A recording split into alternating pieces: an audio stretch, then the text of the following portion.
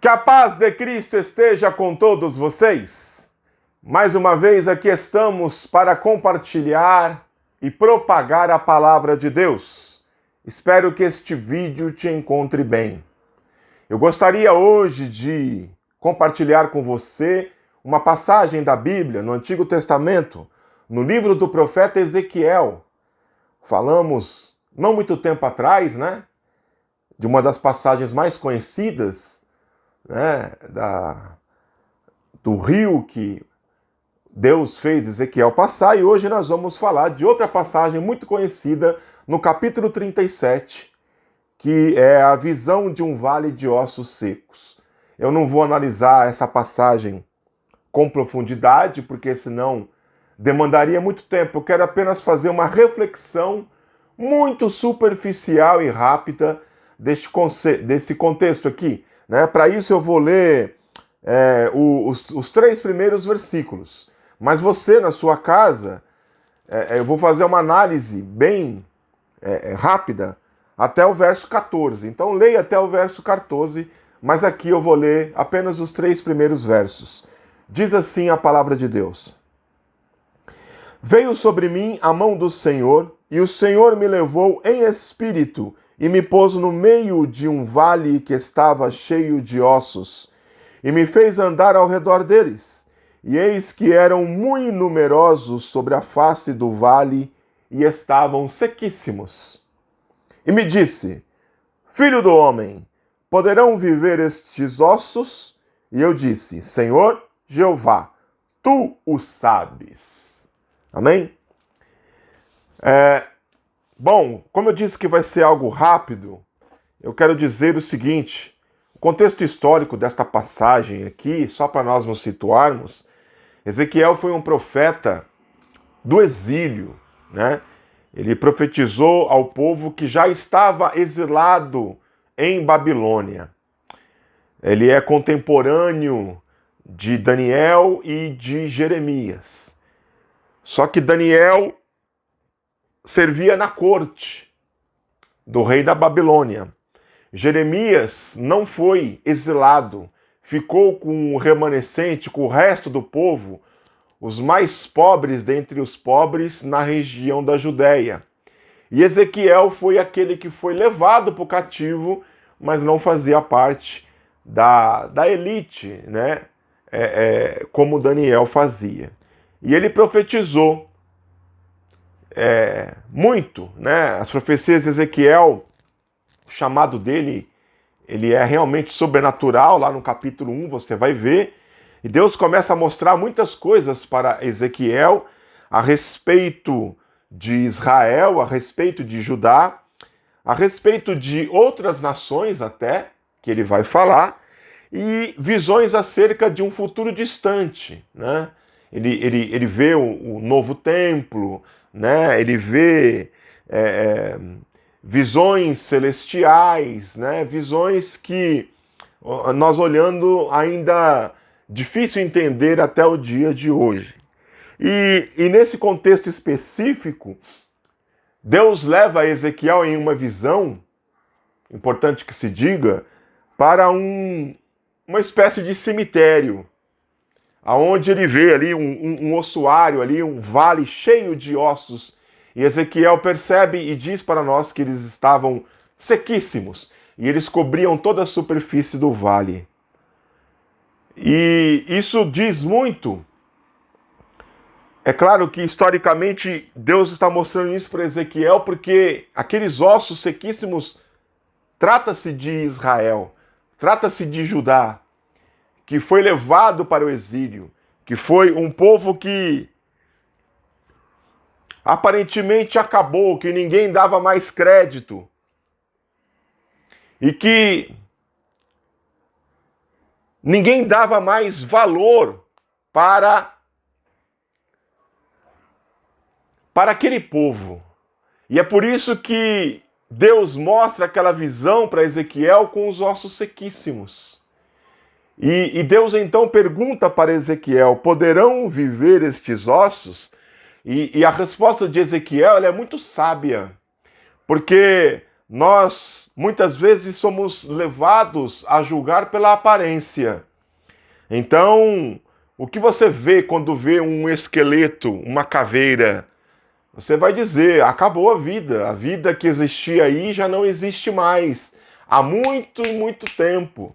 Então, findou-se ali, esgotou-se ali. Não há mais como ter um processo de retrocesso a partir daquele momento. Um médico ele consegue ressuscitar, entre aspas, um paciente onde o coração acabou de bater, ele vai lá com um aparelho, coloca no peito para tentar ali voltar a ter os batimentos cardíacos, né? A gente tem notícias de ressurreição na mesa do ML, né? Se você for olhar na Bíblia, notícias de ressurreição quando a pessoa já está fria, e de Lázaro, que já fazia 4 dias que havia morrido. Ou seja, o seu corpo já estava cheirando mal, já estava se decompondo, mas com os ossos, essa é a única experiência, e não é uma experiência real, é uma visão. Lembre-se disso. Mas a resposta de Ezequiel ela é muito sábia. Se fosse eu, talvez se fosse você, nós diríamos impossível. Não há mais saída, não há mais retorno, não há mais solução.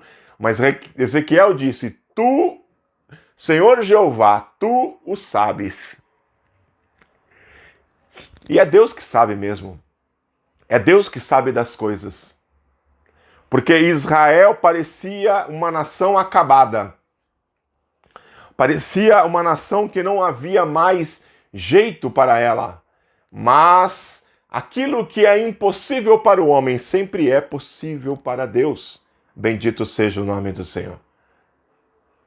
E então Deus diz a Ezequiel, profetiza. Diga uma palavra profética. Nós costumamos falar palavras proféticas para vivos, não para mortos. Jesus, quando chama Lázaro para fora, como eu disse, já havia 4 dias morto. O espírito de Lázaro, ele ouviu a voz de Deus e não do homem. Porque espírito não escuta a voz de homem, voz material, audível. Mas foi Deus que falou ali, através de Jesus. Lázaro, vem para fora. E Lázaro escutou, voltou para o corpo, levantou-se e saiu da sepultura onde ele estava. Agora, como é que faz para ossos? Quanto tempo demora para que um esqueleto, um osso esteja sequíssimo? Eu, sinceramente, não fiz essa pesquisa, mas eu acredito que demore alguns anos. Eu acredito que muitos anos para que o osso comece a estar tão seco que se você encostar nele, ele se desfaz, ele vira pó. Muitos anos. Mas o nosso Deus, ele tem poder para tudo e para todas as coisas. Bendito seja o nome do Senhor. E Deus diz para ele, profetiza, fala que eu vou colocar um espírito dentro desses corpos. Eu colocarei nervos, eu farei crescer carne, músculos, né? Eu estenderei a pele e porei em vós o espírito e vivereis e sabereis que eu sou o Senhor, disse o nosso Deus. Veja que ele faz um processo de dentro para fora. E é interessante aí que o Ezequiel profetiza. Profetizei como se me deu ordem. E aí ele escutou um grande ruído, um grande barulho. Enquanto ele profetizava. Isso quer dizer o que, enquanto a palavra estava saindo da boca dele, as coisas começaram a acontecer automaticamente. E aí o osso se juntou ao osso, o fêmur se juntou à bacia, né? O rádio e a tíbia com os outros ossos do braço, e aí foram juntando osso a osso, e aí foi estendendo-se nervos, foi estendendo-se músculos, carne, pele, e ali ficou uma multidão, uma grande multidão de defuntos perante Ezequiel. Por que defuntos? Porque não havia neles ainda espírito. E era isso que Deus queria fazer com Israel.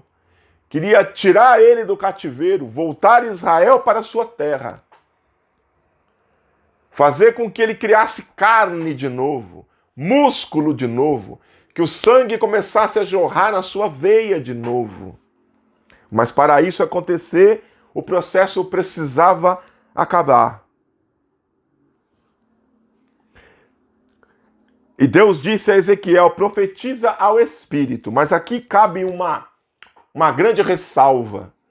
Eu digo que o processo que Ezequiel viu ali foram 3 estágios.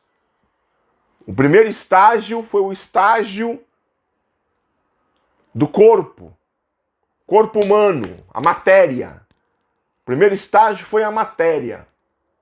E ele profetizou e a matéria voltou praticamente do pó, voltou a ser um corpo de novo, mas ainda assim um defunto. O segundo estágio é quando Deus manda Ezequiel profetizar para que o Espírito entre nessas pessoas. Mas Espírito aqui está com E minúsculo. Isso quer dizer que não está falando do Espírito de Deus, mas do Espírito de cada um. O meu Espírito, o seu Espírito, entrar dentro do nosso corpo, nos animar, nos revigorar, nos dar vida. E Deus fala, profetiza ao Espírito, vem dos 4 ventos, ó Espírito, com E minúsculo, e assopra sobre estes mortos para que vivam. E a Bíblia fala que Ezequiel profetizou como se deu ordem. E o Espírito de cada um entrou neles. E agora eles já não eram mais um ossuário. Não eram mais habitantes ou moradores de um cemitério. Não eram mais defuntos. Mas Ezequiel agora diz que eles viveram e se puseram em pé. Um exército grande em extremo. É por isso que eu dei o título da mensagem, do cemitério à infantaria. Porque é isso que Deus faz com nós. Nós estamos mortos, nós estamos sem vida, nós estamos secos, mas Deus, Ele nos deu vida, Ele nos deu o seu Espírito, Ele nos animou da raiz da palavra ânima, para que nós pudéssemos nos colocar em pé e nos colocar diante dele como um grande exército. Bendito seja o nome do Senhor. É isso que nós somos para Deus, um grande exército. Então, talvez a sua vida esteja como o cemitério que eu descrevi aqui no começo. Sua vida esteja sequíssima, mas é Deus quem talvez esteja usando a minha boca para profetizar, para que haja vida em você, para que Deus mande, envie, produza vida em você. Produza que a carne, que você crie músculos espirituais e para que você tenha vida, para que você enfrente a vida como um soldado. Talvez muitos já te veem como um cadáver na beira do caminho, caído, sem esperança, sem perspectiva de vida. Mas Deus hoje me usa para te dizer, existe sim esperança, existe sim vida, existe sim propósito para você. Você é um soldado do meu batalhão e eu não vou te deixar prostrado. O mundo pode dizer que acabou, mas para mim não. Quem dá a última palavra sou eu, diz o Senhor. Mas eu disse que são 3 estágios. O primeiro, a matéria. O segundo, o espírito humano. E o terceiro, se você continuar lendo até o verso 14, você vai ver que Deus diz a Ezequiel: olha, esses ossos aí é a casa de Israel.